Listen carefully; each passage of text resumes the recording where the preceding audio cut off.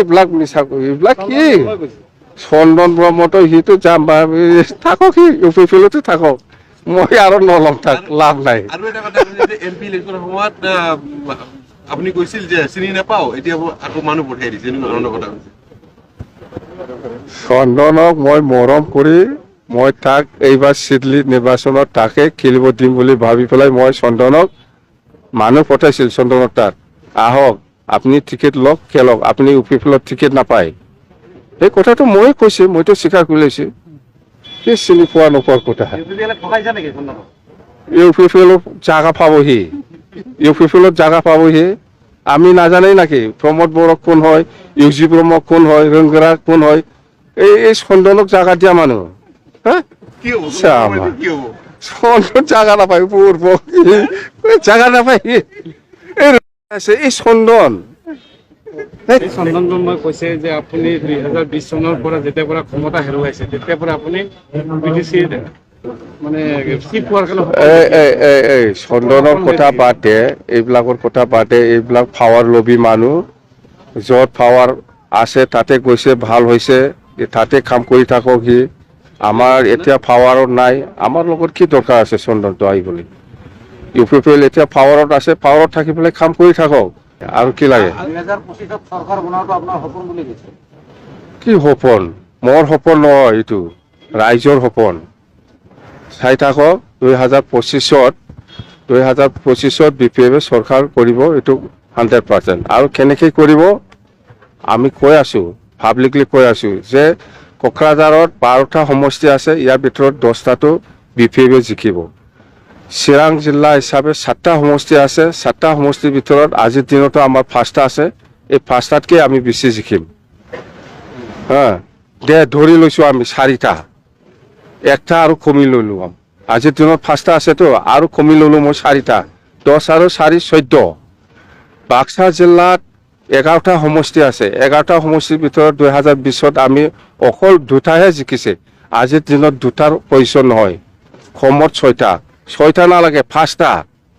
5টা ধৰিছো মই 11টা সমষ্টিৰ ভিতৰত 5টা ধৰিছো মই 5টা আৰু 14টা কিমান হ'ল 19টা হা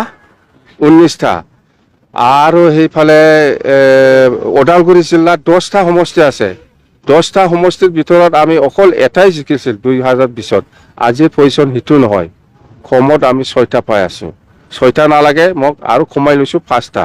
19টা আৰু 5টা কিমান হয় 24টা চৰকাৰ কোনে বনাইছে প্ৰমোদ বড়ো বনাইছে না বিপিএফ বনাইছে এইবিলাক বাহানা কৰি লাভ নাই আৰু চিডলিত আমি জিকি আছো মই কৈ আছো চিডলিত যদি ফ্ৰী এণ্ড ফেয়াৰ ইলেকশ্যন হয় 100% বিপিএফে জিকি আছে আপোনাৰ শংকা আছে নেকি যে ফ্ৰী এণ্ড ফেয়াৰ নহ'ব হ'ব লাগে শান্তিপূৰ্ণভাৱে ইলেকশ্যনটো হ'ব লাগে প্ৰমোদ বড়োৰ লগত কোনো ঠিক নাই প্ৰমোদ বড়োটো আজিকালি পাৱাৰত আছে না এইফালে এছপি এইফালে OC কাকবা আইচিক লগাই পেলাই কিবা কিবি কৰি থাকে না প্ৰমোদ বড়োৱে কৰিব পাৰে অশান্তিটো সিটো হাৰিব 100% সি জানি আছে 100% হাৰিব বুলি সেইকাৰণে সি কেতিয়াবা এছপি বা কোনোবা OC বা IC এইবিলাকক লগাই পেলাই আমাৰ কৰ্মীৰ ওপৰত উপদ্ৰৱ কৰিব পাৰে সেইটোৱে উপনিৰ্বাচনলৈ মাত্ৰ 8 দিন আছে নাই আমাৰ কেম্পেইনটো ভালেই মতো চলি আছে ভালকৈ চলি আছে আপোনালোকে চাওক আমাৰ মিটিঙত যদি 100 জন হয় ইহঁতৰ মিটিঙত অকল 2জন 3জনেই হ'ব কালি জাকিৰ হুছেইনে কথা এটা কৈ গৈছে জাকিৰ হুছেইন সিকদাৰ কংগ্ৰেছৰ তেখেতে কৈছে যে কংগ্ৰেছ বিজেপি মানে হাগ্ৰামা মহিলাৰী মানে এইটোতো ৰাজনীতিত চবেই খুব ক'ব কোনোবা কংগ্ৰেছেও মোক এনেকুৱা বদনাম কৰিব কোনোবা বিজেপিও মোক এনেকুৱা বদনাম কৰিব কোনোবা ইউপিপিএলেও মোক এনেকুৱা বদনাম কৰিব এইটো ৰাজনীতিৰ নিয়ম কিন্তু সঁচা কথা সেইটোৱে প্ৰমোদ বড়ো এইবাৰ শেষ এই উপনিৰ্বাচনত যদি ফ্ৰী এণ্ড ফেয়াৰ যদি ইলেকশ্যন হ'বলৈ দিয়ে প্ৰমোদ বড়োই যদি পুলিচ লগাই পেলাই আমাক ওপৰত উপদ্ৰৱ নকৰে তেতিয়াহ'লে আমি জিকিল বাছ বিজেপিৰ লগত আপোনালোকৰ কোনো ভাল সম্পৰ্ক আছে জাকিৰ হুছেইন বিজেপিৰ লগত মই যদি ভাল হয় আজি এনেকুৱা হয় মই যদি বিজেপিৰ লগত ভাল হ'লে হয় মই আজি এই অৱস্থা থাকিব লগা হয় নেকি